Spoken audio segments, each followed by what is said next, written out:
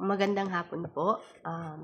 Ngayon alamin naman natin ang mga tuntunin ng ortografiyang pambansa na kung saan ito ay nagiging batayan natin sa wastong pagsulat ng wikang Filipino upang mas malinaw at tama ang baybay, paggamit ng titik at anyo ng mga salita sa iba't ibang larangan.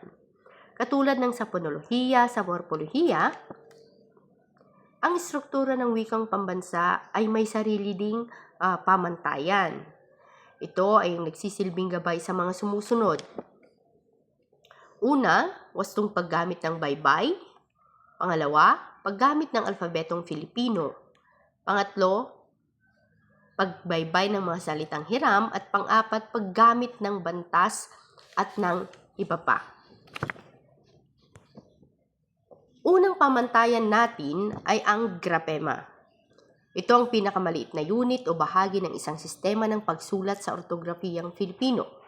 Meron tayong dalawang uri. Ito ay ang titik at dititik. Ang grapema ang nagiging representasyon ng tunog sa pagsulat. Sa ortografiyang pambansa, may mga grapema o titik sa alfabetong Filipino na hiram sa wikang Ingles. Ang mga titik na ito ay binibigkas o binabasa sa tunog Ingles, maliban sa titik enye na may sariling tunog. Ito ay nilabas ng Komisyon sa Wikang Filipino sa pamamagitan ng Aklat ng Ortografiyang Pambansa taong 2013. Dito din formal na kinilala ang nang bilang hiwalay na titik. Pinagtibay rin ang paggamit ng mga dagdag na titik, kagaya ng C, F, J, Enye, Q, V, X, Z para sa mga hiram na salita. Ano nga bang layunin nito? Layunin nitong isa pamantayan ang baybay at pagsulat sa Filipino. Sa ortografiya din, hindi lamang mga titik ang mahalaga sa wastong pagsulat at pagbasa. Mahalaga rin ang tuldik o asenton at bantas sapagkat nagsisilbi silang gabay sa tamang pagbigkas ng kahulugan at himig ng pahayag. Ito ay nasa paraang di-titik. Ang mga tuldik sa wikang Filipino ay ginagamit upang ipakita ang tamang bigkas at kahulugan ng mga salitang may apat na pangunahing tuldik. Ano-ano kayang mga ito? Yung palihis, paiwa, pakopya, at patuldik. Tandaan na palaging isinusulat ang tuldik. Ginagamit lamang kung kailangang ilinawin ang kahulugan, malagang tuldik upang maiwasan ang kalituhan sa pagkakatulad na baybay, ngunit magkaibang kahulugan. Depende kasi yan kung paano natin nais ipahayag ang ating nararamdaman sa pamamagitan ng tamang pagbibigkas. Isa din sa dititik ay ang mga paggamit ng bantas. Ginagamit upang ipakitang patlang, hinto at himig ng pagsasalita sa pagitan ng mga titik.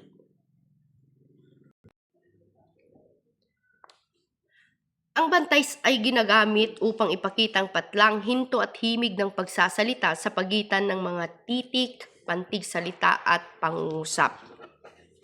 Ang mga sumusunod ay ang mga ginagamit natin: tuldok, kuwit, tandang pananong, tandang padamdam, tutuldok, tuduldokwit, at gitling. Meron pang panaklong, panlapi, kudlit, ellipsis, at palihis. Sa ortografiyang pambansa, mahalaga ang pantig at palapantigan, sapagkat dito nakabatay ang tamang pagbaybay, pagbigkas at paglalagay ng tuldik. May mga tuntunin pagdating sa pantig. Bawat pantig ay may isang patinig, kagaya ng halimbawa ng halaman. Ang pantig na makikita sa halaman ay nabibilang o nahahati sa 3. Ha, la, man. Kung mapapansin natin kung ano ang bigkas ay siya ding baybay at siya ding pantig. Pangalawa, maaring magsimula ang magtapos sa katinig ang pantig. Halimbawa, bahay, aklat. Kung mapapansin natin, kung ano yung pinaka mabuting pagbigkas ay siyang sinusunod natin sa pagpapantig. Pangatlo, hindi pinaghihiwalay ang kambal katinig na binibigkas bilang isang tunog. Okay? Halimbawa ng plano, hindi pilano. Kasi mawawalan ng kadalisayan sa pagbigkas kung ganito ang pagpapantig natin. Pangalawang halimbawa, trabaho. Kung mapapansin natin, yung magkasunod na dalawang katinig, hindi pwedeng paghiwalayin kasi mawawalan ng kahulugan ang isang salita. Pang-apat, sa paghahati ng salita sa dulo ng linya, dapat ayon sa pantig ang hati o yung tamang pagbigkas natin. Gaya halimbawa ng magalang. Kung titignan natin, merong 3 pantig ang salitang magalang. Pangalawa, pagkakaisa. Kung mapapansin natin, naghiwalay ang dalawang patinig na a at saka i sa part sa dulo.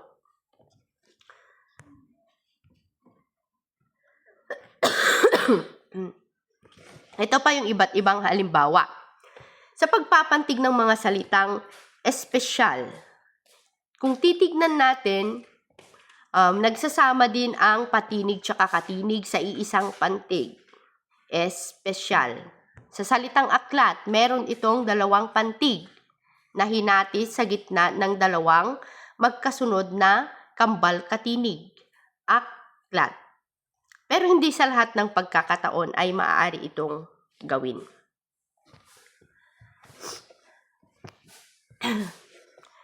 Okay. Sa pagpapantig naman, may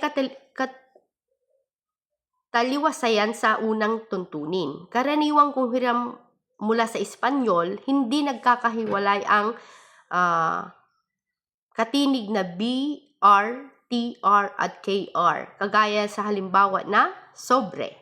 So, tapos bre.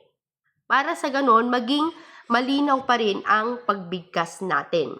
Ang palapantigan ay ang paraan ng wastong paghahati ng salita sa mga pantig. Ito yung kanyang mga tuntunin.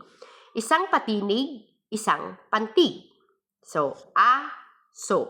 Kung anong bigkas ay siyang pantig. Sa salitang aso, merong 2 pantig. Kagaya din ng ulan, merong 2 pantig. Pangalawa, kapag may 2 katinig sa pagitan ng mga patinig, ang unang katinig ay isinasama sa naunang pantig at ang ikalawa sa kasunod. Ibig sabihin, kahit magkasunod yan na patinig, kung ang bigkas at baybay ay naaayon pa rin sa tamang pagpapantig, maghihiwalay ang 2. Pangatlo, ang mga kambal katinig ay hindi pinaghihiwalay kagaya ng mga nabanggit dyan sa slide. Ang mga hiram na salita ay hinati ayon sa bigkas sa Filipino.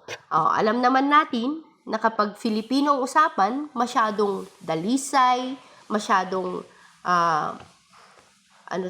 pure kung bibigkasin natin. Kasi nga, kung titignan natin, kada titik may kahulugan na, no? Sa pantig na inuulit naman, paano yung tamang pagpapantig dito? Ang inuulit po natin ay sa pangalawang bahagi na ng salitang ugat. Kagaya ng sa salitang plano. Ang plano po ay ang salitang ugat. Kapag dudugtungan ito o hulapian, magpaplano. Anong tama? Magpaplano o magplaplano? Okay. Ang tama po dyan ay yung magpaplano. Bakit? Kasi nga, ang inuulit po natin ay yung pangalawang salita mula sa salitang ugat. Okay? Dumako naman po tayo sa pagbaybay na pasulat. Kagaya nga ng sabi kanina, kung ano ang bigkas ay siyang sulat, ngunit hindi sa lahat ng pagkakataon. Ang pagbaybay na pasulat ay gabay sa tama, malinaw at pare-parehong pagsulat ng mga salita sa Filipino. Mahalaga ito upang maging maayos ang komunikasyon sa nakasulat sa anyo tulad ng aklat, sulatin, at opisyal na dokumento. Ang pagbabaybay na pasulat ay ang wastong paraan ng pagsulat ng mga salita ayon sa tunog, bigkas at anyong Filipino.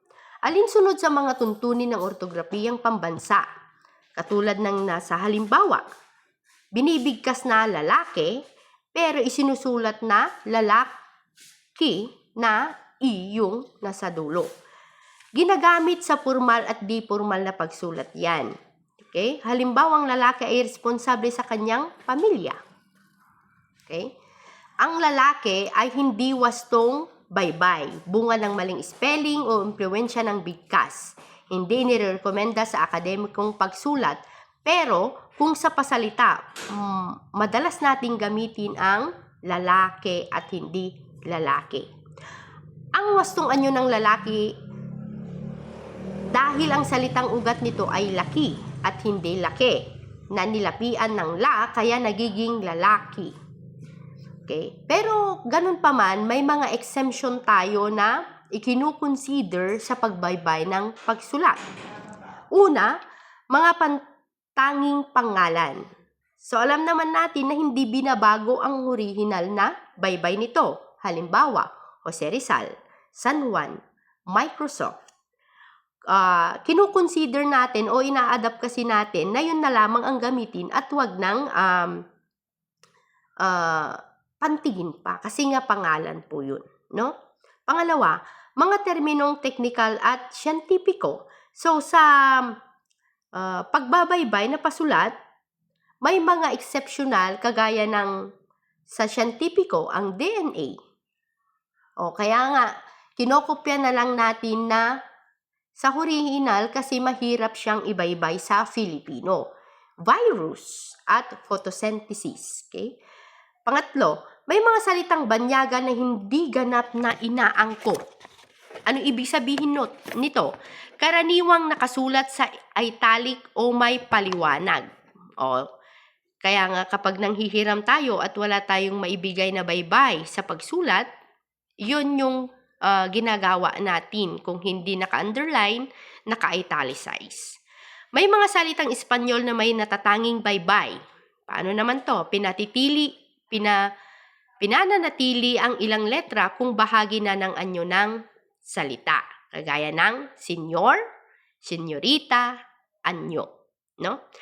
Panglima, mga pinaikling salita, simbolo at acronym. Hindi sinusunod ang karaniwang baybay. Kasi kung acronym, di natin masasabi na talagang yun na yung ibig sabihin. Kagaya ng K-12. Nang madalas ang sabi natin ay K-12. Pero sa malalim na kahulugan nito, ang K-12 ay kinder to hanggang grade 12. No? ASEAN. Hindi mo po pwedeng baybayin ang salitang ASEAN kasi ito ay acronym. Anong ibig sabihin nito? Association of Southeast Asian Nation. Halimbawa pa, DepEd. Paano naman ang DepEd? DepEd, ano yung magiging kahulugan? Di ba mawawala yung original na kahulugan? Dahil ang alam naman natin na ang DepEd na acronym, ang ibig sabihin nito ay Department of Education. No? So, sa gamit ng 8 bagong titik, ang C, F, J, N, Q, V, X, Z. Napaka-importante ng 8 bagong dagdag na titik sa Filipino upang maigalang ang mga kahawig na tunog sa mga katutubong wika. So, alam naman natin na naganap lang ang paglilimbag na ito noong 2013. No? Sa pagbaybay na pasulat, mahalagang malaman ang kauna-unahan kung paano ba natin gagamitin ang 8 bagong titik. Ang titik C, F, J, N, Q, V, X, Z. Ito ay kabilang na ngayon sa 28 titik ng alfabetong Filipino na idinagdag upang, bakit natin ito inadapt? Maipakita ang tunay at tiyak na tunog ng mga salita. Pangalawa, Igalang ang orihinal na anyo at bigkas ng mga salitang hiram. Pangatlo, kilalanin ang kahawig na tunog sa mga katutubong wika sa Pilipinas. Hindi lahat ng tunog sa Filipino ay kayang katawanin ng dating 20 na titik o yung bago pa naging 28. Sa tulong ng 8 dagdag na titik, napapanatili ang pagkakaiba-iba ng tunog sa mga katutubong wika, mga salitang hiram. Alam naman natin ang Pilipinas ay sinakop ng iba't ibang manlalakbay bago pa naging malayang Pilipinas. Galing tayo sa Malayo Polinesyo, ang daming mga naging tao na nanggaling sa ibang bansa, kaya nga yung wika natin dito sa Pilipinas ay hindi iisa o centralized dahil sa dami ng naglakbay patungong Pilipinas. Okay? Ang mahalaga upang hindi mabago ang kahulugan at bigkas ng salita, ginagamit sa bawat titik ang si. Paano natin ginagamit ang si? No? Sa panghihiram natin. Ginagamit sa pantanging pangalan at salitang hiram. Halimbawa, Cebu, Cacao, Seville. Ibig sabihin yan, hindi mo pwedeng palitan ng K ang C. Kasi yun, or S. Mali pala. S pala, na Cebu. Kasi nga, mas nagiging dalisay kung gagamitin ang hiram na titik o ang dinagdag na titik na C. Sa F naman, para sa tunog, F na hindi P. No? Halimbawa, Filipino, fiesta, faculty. Pero may mga ilan na ginagamit ang pista, yung pista. Pero, kung titignan natin, pwede na nating i-adapt na maging wikang Filipino ang fiesta na hindi binabago yung hiram na titik. Kasi nga, kung titignan natin, mas magandang pakinggan ang fiesta kaysa sa pista. Pero dahil Filipino tayo at marunong matalinong mag-adapt, na-adapt natin ito. No?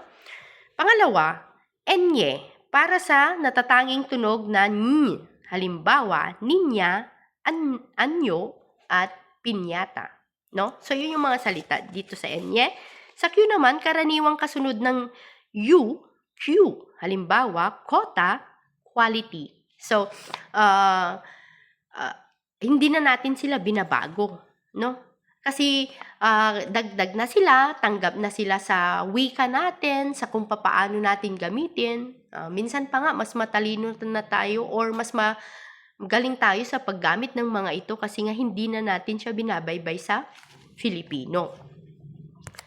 Okay? Gamit ng 8 bagong titik sa pagbabaybay, no? Para sa mga kahawig na tunog sa pagsulat ng mga salita mula sa katutubong wika ng Pilipinas. Halimbawa nito ang few, pepa, nayari sa bukao o sa tambong. Jambangan na tausog na halaman, jigatu, ibanag na silangan, palendong.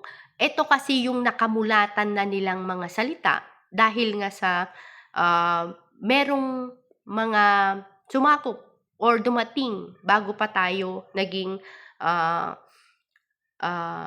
malayang Pilipinas. Kaya itong mga salitang ito ay ginamit na nila, nagpatuloy hanggang sa maging malaya, kaya tanggap sa atin.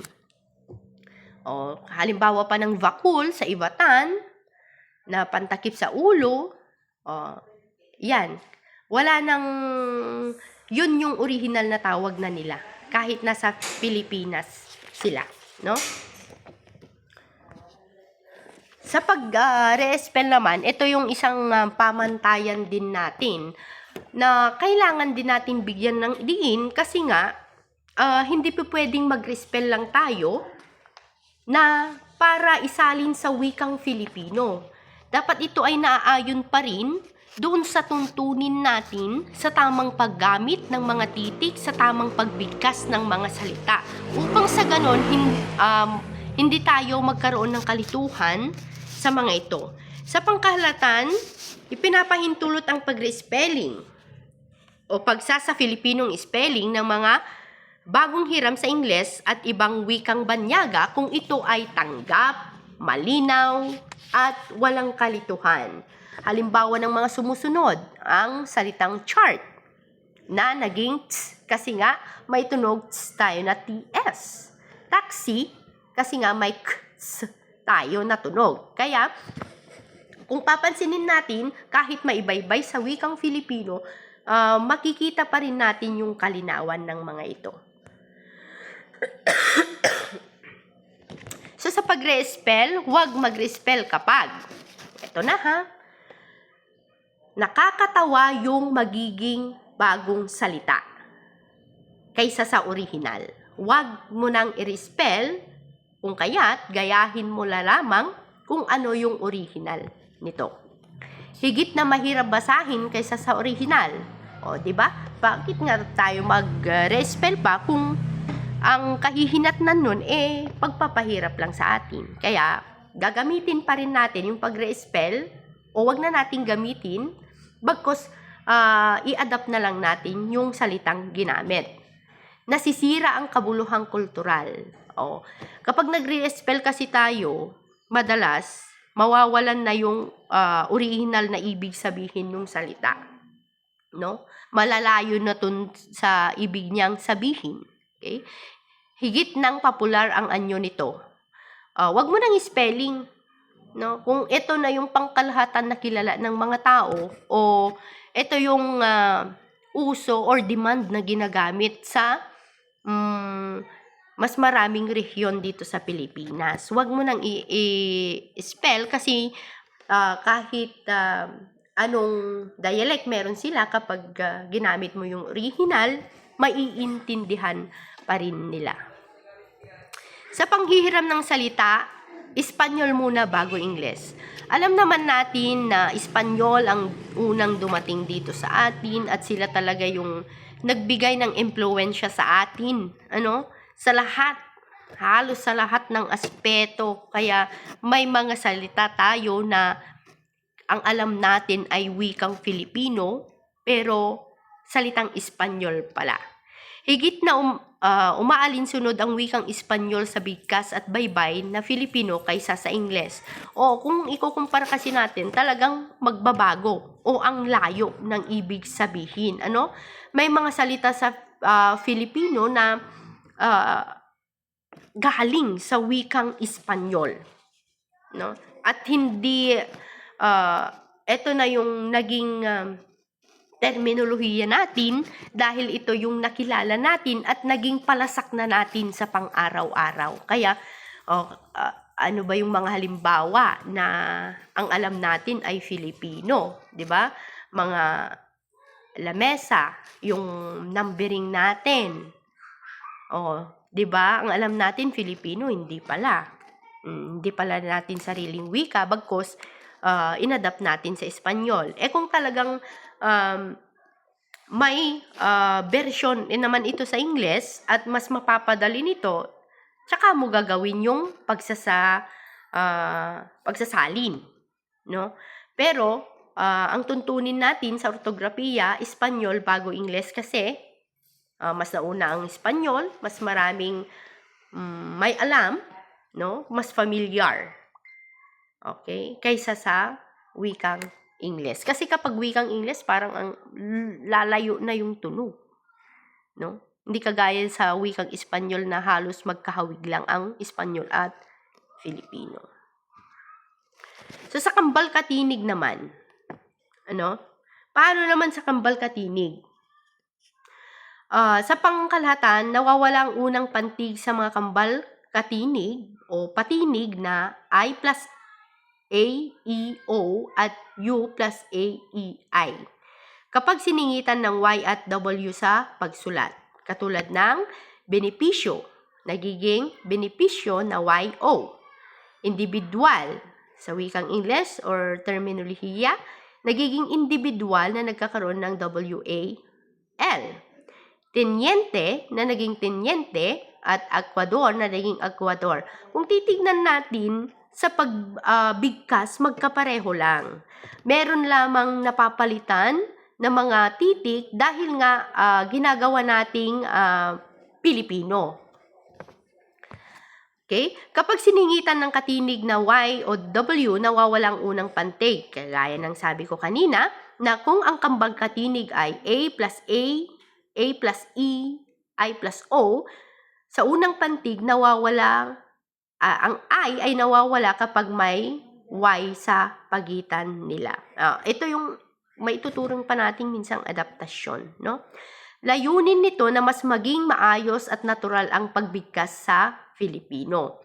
At hindi lamang para sa mga hiram sa Espanyol ito, kundi lumilitaw din ito sa mga native na salita mismo, gaya ng buwan, tuwing, tiyan, siya, o imbis na siya na S-I-A, siya na S-I-Y-A. Ibig sabihin, nagiging dalisay pa nung pagbigkas natin, nagiging malinaw, no? Okay, may mga salita namang may kambal katinig na dalawang magkasunod na patinig. Kung ang kambal katinig ay sumusunod sa katinig sa unang pantig, hindi tinatanggal ang unang patinig kahit na may Y o W na pumapasok. Bakit? Kaya, ang unang pantig ay mahalaga para sa tamang bigkas ng salita. No? Kung aalisin ang unang patinig, babago ang tunog at bigkas ng salita at magkakaroon ito ng hindi kalinawan sa pagsasalita. Ito ay karaniwang nangyayari sa mga hiram na salita mula sa Kastila o iba pang wika.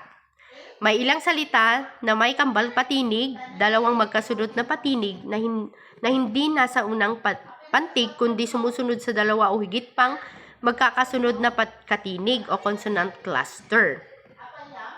Sa ganitong kaso, hindi tinatanggal ang unang patinig ng kambal katinig. Ang layunin nito, panatilihin ang malinaw na tunog at wastong bigkas ng salita. Kapag may consonant cluster naman, mahirap tunugin ang kambal katinig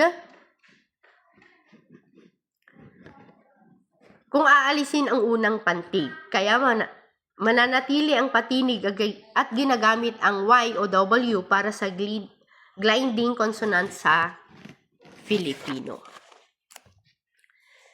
Okay, pero may mga kataliwasayan. Huwag alisin ang unang patinig kapag ang kambal katinig ay sumusunod sa katinig sa unang pantig ng salita. O, di ba? Ang salitang tiya na naging tiya, huwag ipaghihiwalay. No? Piano na piano, hindi rin po pinaghihiwalay yan. So, sa palitang I at O naman tayo. Senyas sa Espanyol o sa Ingles, sa kaso ng magiging senyas ang I sa mga salitang Espanyol na nagsisimula sa ES upang ibukod sa mga salitang Ingles na halos katunog ngunit nagsisimula sa S. Sa Filipino, kapag ang isang salita ay may hulapi o suffix na idinaragdag sa dulo ng salita, nagkakaroon ng pagbabago sa tunog ng huling patinig ng salitang ugat. Particular, kapag ang salitang ugat ay nagtatapos sa O at may hulapi, ang O ay nagiging U upang mas natural ang bigkas at daloy ng salita. Ang O to U ay nangyayari dahil sa pag-glide ng tunog sa Filipino kapag may idinadagdag na hulapi. Layunin nito na panatilihin ang malinaw at maayos na bigkas ng salita sa pagsasama-sama ng salitang ugat at hulapi. May mga ilang salita sa Filipino na nagtatapos sa I o U. Kapag ang salitang ito ay sinundan ng pang-ugnay na nang, hindi kailangang palitan ang I o U ng U. Bagkos, ididikit lang yung salitang nang. Okay? Epekto ng hulapi. Nagiging U ang O kapag may hulapi. Abo, abuhin. Takbo, takbuhin. So, ito na yung sinasabi ko kanina. Kalbo, kalbuhin. No? Kasi nga, ikinukonsider pa rin natin yung tamang pagbigkas natin. Alangan naman kalbo, kalbohin? Hindi. Para mas magiging malinaw, mas magiging centralized yung pagbigkas pa rin natin. Kaya, pinapalitan natin ng U at saka I yung e at saka o sa mga ilang salita. Okay? Sa palitang kailan di nagpapalit. Okay? Hindi kailangang baguhin ang i at o kapag sinusundan ng pang-ugnay na nang. Kaya nga yung sinasabi natin, babaeng babae. Ibig sabihin, ang i doon, hindi mo kailangan palitan ng I, bagkus mananatili itong e, dahil nga may tunog nga sa dulo. Kaya magiging babaeng babae pa rin. Hindi kailangan baguhin ang i at o kapag inuulit ang salitang ugat. O, sa babaeng babae at hindi babaing babae. Biru-biro at hindi biru-biro. Ibig sabihin, kung yung salitang ugat mismo yung inulit mo, hindi mo na siya kailangang baguhin. Kopyahin mo na lang kagaya ng ano-ano, alon-alon, taon-taon, piso-piso, pito-pito, patong-patong. So, kailan naman ginagamit ang nang at kailan naman ginagamit ang mahabang nang? So, ginagamit ang nang sa layo ng pagmamay-ari at panukat. Nang naman, gumagamit kapag sumasagot sa paano, inuulit ang pandiwa, may kahulugang noon. So, madalas itong nang na mahaba noon, no? Kailan ginagamit ang nang na maikli? Ginagamit ito sa pantukoy na katumbas ng of sa Ingles. Okay? Ako ay uminom ng tubig. Tinukoy na uminom siya ng tubig. Pananda ng layon ng pandiwa. Bumili siya ng lapis. Ipinapalit sa mga kung isahan ang pangalan o sa wikang Ingles ito ay special noun.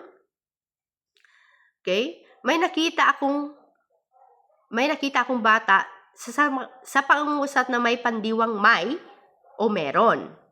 Okay? Bahagi ng mga parilalang pangalan. Bahay ng guro o pangalan. Ang alituntunin ng nang at nang na mahaba ay gabay sa wastong paggamit ng dalawang salitang madalas nagpapalit sa Filipino. Magkaibang tungkulin at kahulugan ng mga ito, kaya mahalagang gamitin ng tama. So, palagi natin kasi madalas sa atin, nagpapalit ang nang na maiksi at nang na mahaba. Kailan naman ginagamit ang nang na mahaba? Ginagamit ito sa pang-abay na pamaraan. Sumasagot sa paano. Kaya, sumagot siya ng maayos. Ang salitang nang ay gumamit sa paraang maayos yung kanyang pagsagot. Pangalawa, pang-abay na pamanahon. So, tumutukoy ang nang na mahaba sa tuwing ang pangungusap ay may kinalaman sa panahon. No? Nang umulan. Ibig sabihin, panahon yung tinutukoy na tag-ulan. No? Hindi siya umalis. Okay? Gabi na nang ako'y nakauwi. So ang salitang gabi, ang salitang nang doon ay tumutukoy sa oras. So, oras na ng gabi, no? Next, pag-ugnay sa inulit na pandiwa, takbo ng takbo ang bata. Anong description nun? Hindi tumitigil ang bata sa pagtakbo. Kasing kahulugan ng noong upang para. Ang daming gamit ng mahabang nang Nang siya ay dumating, nagsimula ang programa. Okay? Umalis siya nang hindi nagpapaalam. No? Kaya nga sumasagot ito sa para, upang. No? Dahil nagpapasok na tayong ibang lahok o word entry mula sa ibang wika dito sa Pilipinas, ang mga gamit ng nang na kasing kahulugan ng noon, umaga ng barilin si Jose Rizal. Nang umagang iyon ay lumubha ang sakit ni Pedro. Ibig sabihin, yung noon doon, tumutukoy ang nang sa umaga at saka sa, sa umaga, no?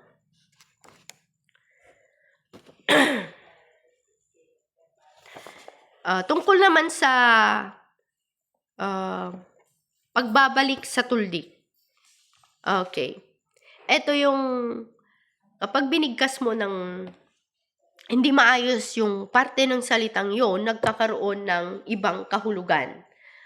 Halimbawa na lang, tinanggap ni Floyd ang, anong tama, hamon o hamon ni Pacman.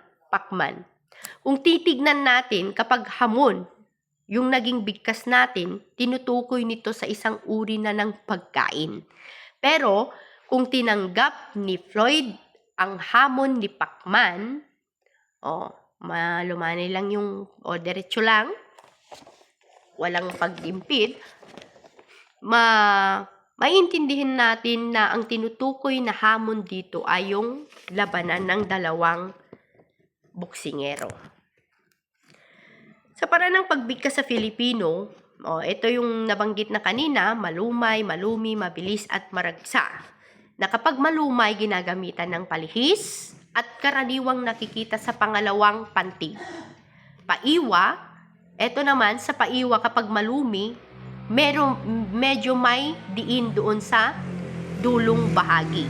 Kapag mabilis naman, pahiwa, na ibig sabihin dire-diretso yung pagbigkas mo ng salita. Kapag maragsa naman, pakopya, no? Yung ginagamit natin.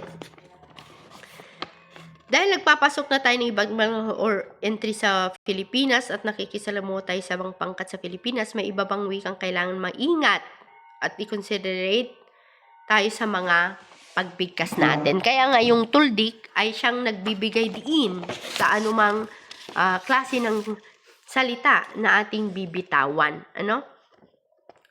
Okay. Sa tamang batayan sa paggamit ng tuldik, okay, upang pag-ibahin ang magkapareho ang baybay ngunit magkaiba ang kahulugan. Katulad na lamang na bata na damit versus bata na yung tumutukoy sa isang bata. Pangalawa, sa batayan natin upang ipakita ang wastong diin ng pantig. Kaya nga yung nandyan na apat, no? Ay makakapagbigay sa atin ng maayos na pamamaraan ng pagsasalita. Katulad ng malumay, nagtatapos sa patinig. Ibig sabihin, yung a, e, o, u natin, no? Okay? At nagtatapos din sa mga katinig. Kung mapapansin natin, kung ang malumay na ginagamit natin, palaging makikita natin sa pangalawang pantig kapag ang dulo nito ay patinig, kaya ng dalaga, babae, sarili, tao, sampalataya, no? Kapag naman nagtatapos sa katinig, nandun pa rin yung diin sa pangalawa, una at pangalawa palagi. Nanay, silangan, kilabot, no? Katulad din sa malumi, bata. Kung titignan natin, medyo may hang doon sa dulo. Talumpati, may parang sound ka na lumalabas. Dambuhala, may pag-impit kapag malumi, no? Okay. Ginagamit kapag ang tugong ay hindi ganap sa a, e, i, o, u naman. Okay. Upang maiwasan ang katlituhan sa formal o akademikong pagsulat, lalo na sa diksyonaryo, aklat, aralin at pagsusuring lingwistika. Hindi sa pilitan sa pang-araw-araw na pagsusulat. Okay? Mabilis. Nagtatapos sa patinig, takbo. Takbo. Isa. Malaki. Bato-bato. Bulaklak. Kung titignan natin sa mabilis na pagbigkas natin, puro nasa dulo yung parang diin, katawan, alagad. Diba? Sa maragsa naman, kaliwa, dukha, 10, 30, salita. Yan.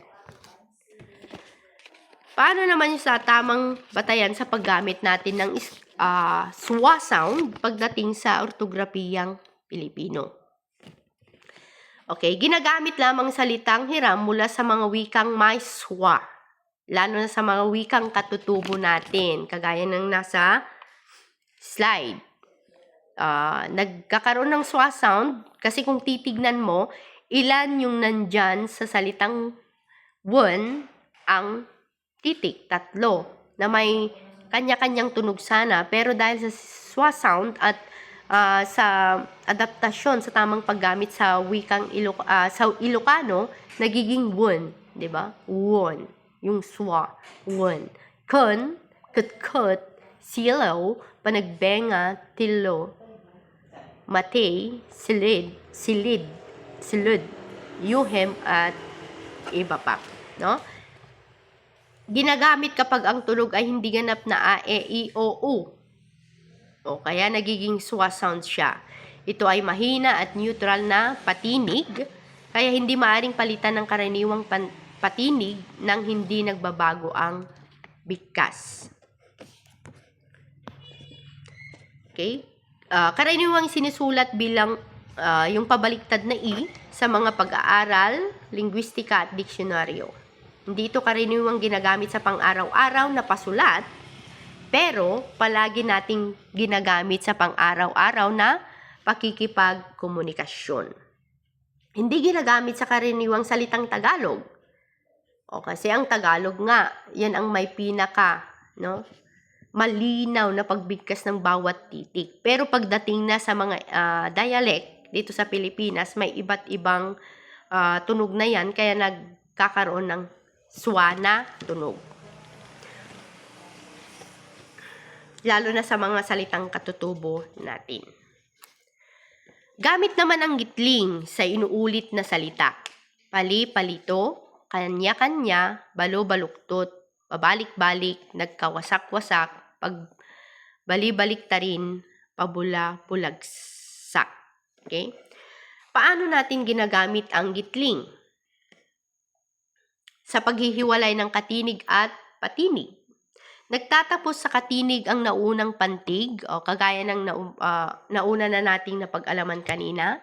Nagsisimula sa patinig ang kasunod na pantig, kagaya ng pag-asa, agam-agam, mag-isa, pang-apat, high school. So ito yung mga ginagamitan natin ng gitling, sa mga salitang inuulit, may gitling. Salitang ugat man yan, like araw-araw, gabi-gabi, isa-isa. Lahat yun may gitling. Sa tambalang salita na binubuo ng dalawang salitang magkahiwalay ang kahulugan, like bahay, kubo, punong guro, na may kahit magkahiwalay yan na dalawang salita, may tinutukoy pa rin o may kalinawan pa rin sa tinutukoy kung ano ito. Katulad ng bahay, kubo. Kung titignan natin, ang tinutukoy nito ay isang bahay. Sa punong guro, ibig sabihin mataas na opisyal ng isang eskwelahan. Pangatlo, sa pag-uugnay ng panlapi sa salitang ugat na nagsisimula sa patinig, like mag-aral, pag-ibig, pag-asa. Hindi mo po pwedeng sabihin mag-aral, pag-ibig, pag-asa. Mawawalan siya ng tamang pagbaybay, tamang pagbigkas kung mawawalan yung gitling, no? Sa mga pang-apat, sa salitang may unlaping nagtatapos sa katinig at ang ugat ay nagsisimula sa patinig upang maiwasan ang kalituhan sa pagbigkas, like pang-edukasyon, pansosyal, no? Pang-edukasyon, ibig sabihin para sa edukasyon. O, hindi mo pa pwedeng kapag nagtatapos ay una yung sa salita at nilalagyan mo ng panlapi, lalo na kapag patinig, yung umpisa, hindi mo po pwedeng ikabit yung salita mismo. Kaya kailangan mong gitlingan. Sa mga hiram na salita o banyagang pangalan na pinapanatili ang original na anyo, like Jean Paul, Vice Governor.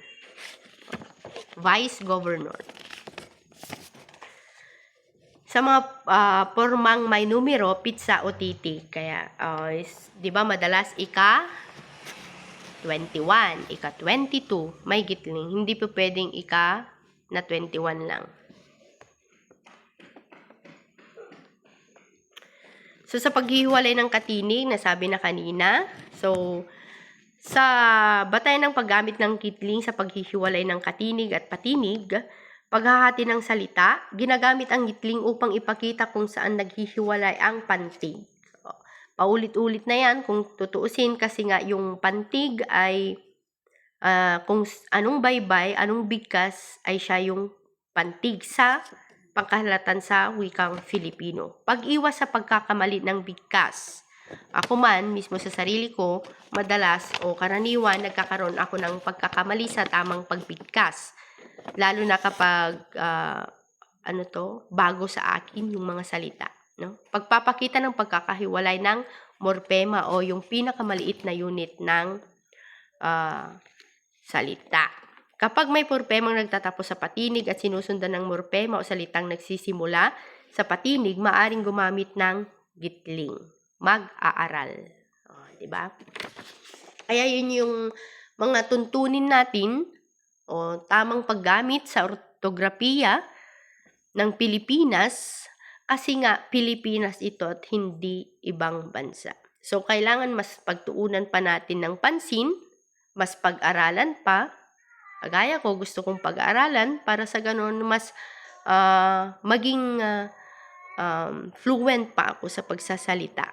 Nanghiram na naman ako. Maging fluent pa ako sa pagsasalita ng sariling wika natin. So, yun lamang ang tungkol sa mga tuntunin na kailangan natin isaalang-alang, mapasalita man yan o mapasulat, o sa pagsusulat natin, kailangan na tignan din natin yung tamang paggamit ng mga ito upang sa ganun, maibahagi natin, no?